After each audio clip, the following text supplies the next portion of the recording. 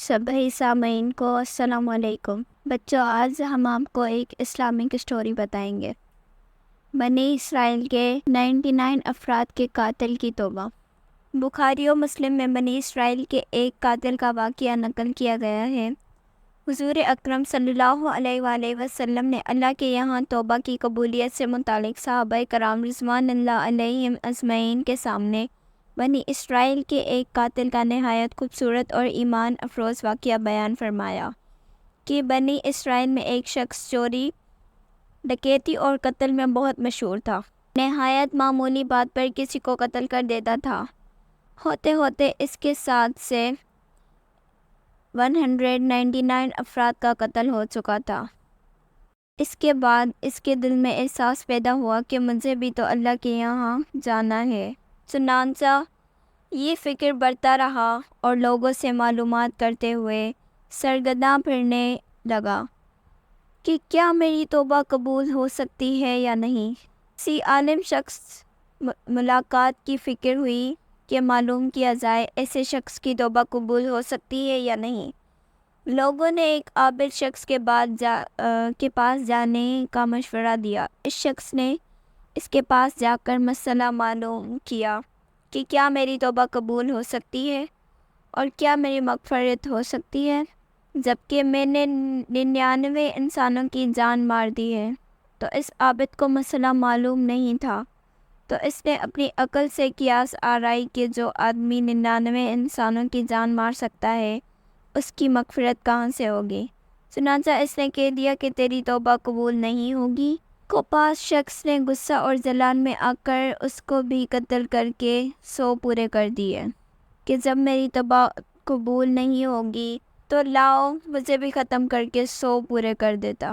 چنانچہ اس نے 100 پورے کر دیے، مگر اس کے دل میں درد باقی رہا کہ میری مغفرت کی کوئی شکل ضرور ہوگی۔ اس لیے اس نے لوگوں سے پھر معلومات کا سلسلہ جاری کر دیا کہ روئے زمین میں سب سے بڑا عالم کون ہے، اس سے جا کر معلوم کروں گا، وہی صحیح مسئلہ بتا سکتا ہے۔ آخر لوگوں نے اس کو بتلایا کہ فلاں جگہ ایک عالم رہتا ہے، اس سے جا کے معلوم کرو۔ چنانچہ اس نے اس عالم صاحب کے پاس جا کر اپنی زندگی کارگزاری سنائی اور 100 آدمیوں کو کس طرح سے قتل کیا ہے سارا کارنامہ بنا کر معلوم کیا۔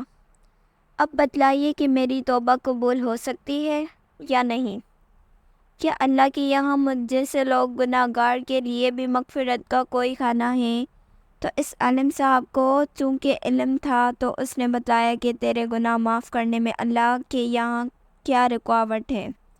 اللہ کی رحمت کا سمندر تجھ جیسے گناہ گاروں کے گناہوں سے بہت بڑا ہے اور بہت وسیع ہے۔ چنانچہ اس عالم صاحب نے مشورہ دیا کہ تم فلاں جگہ سفر کر کے جاؤ، وہاں کچھ اللہ کے بندے رہتے ہیں، ان کا مشغلہ صرف اللہ کی عبادت ہے، ان کے ساتھ مل کر اللہ کی عبادت کرو اور نادم ہو کر اپنے گناہوں کی معافی مانگو، انشاءاللہ تمہاری مغفرت ہو جائے گی۔ جب اس شخص نے آدھا راستہ طے کر لیا تو ملک الموت آ گئے اور اس کی موت ہو گئی۔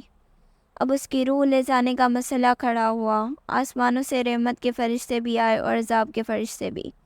رحمت کے فرشتے کہنے لگے کہ اس کی روح لے جانے کا حکم ہم کو دے، اس لیے کہ یہ سچے دل سے تائب ہو کر عبادت کے لیے جا رہا ہے، اور عذاب کے فرشتے کہنے لگے کہ اس کی روح لے جانے کا حق ہم کو ہے، اسی لیے کہ اس شخص نے کبھی کوئی نیک کام نہیں کیا، پوری زندگی معصیت میں گنوا دی۔ اسی دوران آسمانوں سے آدمی کی شکل میں ایک فرشتہ آیا۔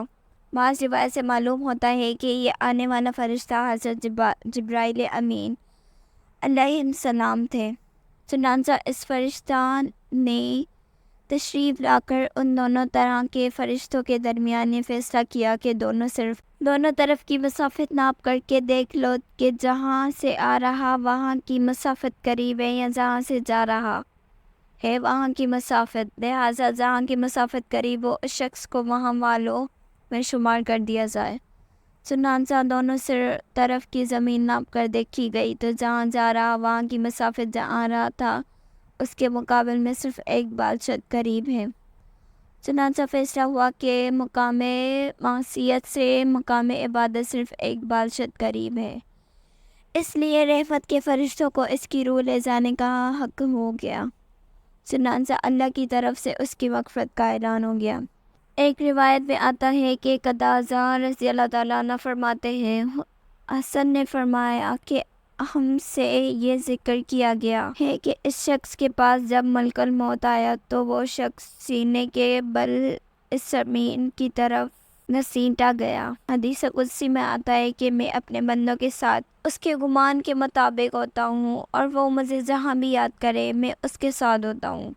بخدا اللہ تعالیٰ اپنے بندوں کی تباہ سے اس سے زیادہ خوش ہوتا ہے جتنی خوشی تم میں سے کسی بھی ایک شخص کو ہوتی ہے جس کا جانور بیاباں میں گم ہو کر پھر اسے مل جائے۔ تو جو شخص ایک بادشاہ میری طرف آتا ہے میں اس ایک ہاتھ کے قریب ہو جاتا ہوں، اور جو شخص ایک ہاتھ میرے قریب آتا ہے میں اس کے ایک باں پھیلائے ہوئے دونوں ہاتھوں کے درمیان کی مسافت قریب ہو جاتا ہوں، اور جب وہ میری طرف چل کر آتا ہے تو میں اس کی طرف دوڑ کر آتا ہوں۔ کتاب التوابین بحوالہ بخاری شریف۔ انشاءاللہ یہ واقعہ خصوصاً ان حضرات کے لیے حوصلہ افزائی کا معاونت کا سبب ہے جو کہ بڑے بڑے حاصل معلوم ہوا کہ انسان جب بھی سچے دل کے ساتھ توبہ کرے گا تو اللہ تعالیٰ ضرور قبول فرمائیں گے۔ گناہ کر کے اب مایوسی کی زندگی گزار رہے ہیں کیونکہ شیطان انہیں مایوس کرتا ہے۔ بہرحال گناہ گاروں کو شیطان کی باتوں میں آ کر مایوس نہیں ہونا چاہیے، بلکہ اللہ کی رحمت سے اچھی امید رکھ کر بچی توبہ کے ذریعے اپنے آپ کو پاک و صاف کر لینا چاہیے۔ اللہ تعالی ہم سب کو عمل کرنے کی توفیق عطا فرمائے، آمین۔